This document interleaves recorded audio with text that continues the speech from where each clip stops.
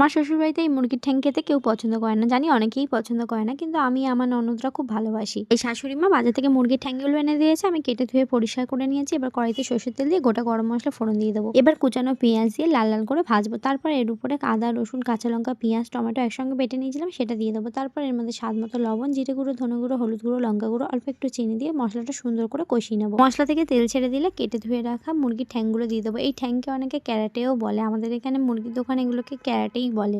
ঠ্যাংগুলোর সাথে মশলাটা সুন্দর করে কষানো হয়ে গেলে পরিমাণ মতো জল দিয়ে ঢাকা দিয়ে দেবো ঠ্যাংগুলো সিদ্ধ হয়ে যাওয়ার জন্য। তারপর ঢাকা খুলে উপর থেকে গরম মশলা গুঁড়ো আর ধনেপাতা কুচি ছড়িয়ে নামিয়ে নেবো। ভিডিওটি ভালো লাগলে লাইক করে দিও, নতুন বন্ধুরা আমার চ্যানেলটি সাবস্ক্রাইব করে দিও। দিন আগে বাপের বাড়িতে গিয়েছিলাম, ওখানে কি কি ফুল ফুটেছে দেখো।